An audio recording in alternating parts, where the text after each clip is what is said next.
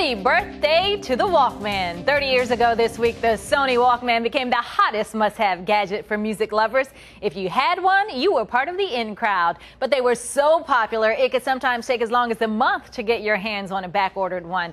These days, the iPod is the hot thing. But if it wasn't for the Walkman, Larry Fiorino with G.1440 joins us for this morning's web sightings. Good morning. Good morning, Patrice. All right, so how significant is it really when the Walkman was created? Well, I had one. I remember this. It's sure, I taking me did back. too. The Walkman was really iPod's big brother. You know, Yes. It came out in 30 years ago. Okay. It was the first, individual player. If you think about it, prior to that, remember all those big boom boxes people used to carry around? This was the first personal music player.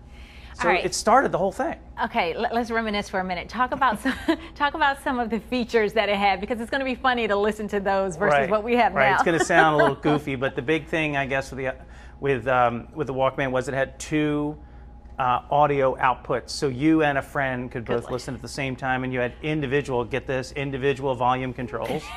And then there was the hotline button where you could push the button basically and keep listening to music, but then talk to somebody. So that would reduce the volume automatically. All right, so what happened to the Walkman? I mean, how did that phase out? Too much proprietary technology, really. It's interesting, the Walkman, Sony came out with a digital music player in 2000. The iPod didn't come out to 2001. Okay. So they were really ahead of the game, but the whole thing was based on this memory stick technology. And I think the iPod and iTunes, which those two together really took the next step. It was just so easy to go and download some music and put it onto your iPod. And that's really what happened. That's when they stumbled, and then they fell behind. And so if there was no Walkman, there would be no iPod now. There would not be that progression. 385 million Walkmen have been sold. Isn't that amazing?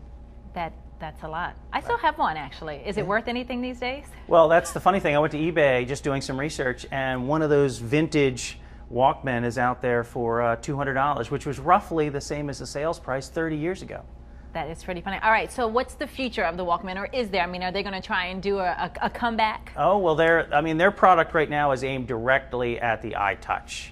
So really, it's the touch screen, watch videos, surf the internet, Wi-Fi. There's a Walkman, you're saying, that has that? There's a Walkman that does all that now. Yeah, really? Absolutely. So that's just, wow. It's just not a phone, but it's everything. They're really pushing that. They sold 7 million last year. 7 million Walkmen were sold last year, which was up from... In the United States? Why haven't I heard about this? Well, just over, well, actually, it's worldwide. Okay, maybe that's why. Yeah, so they're really pushing. They're trying to put some money back into their brand and grow it.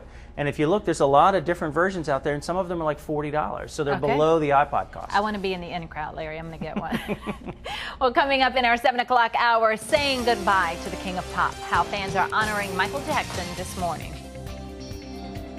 And the mystery surrounding the deaths of 2 teens found here along the light rail tracks continues this morning. I'm Megan Gilland. Why one passenger believes they were hit by a train. Straight ahead. You're watching Fox 45 Morning News, all local, all morning. 91% of websites have security threats, but only 1% have a threat prevention plan. Visit G1440.com to sign up for their threat prevention service. Peace of mind, starting at only $400.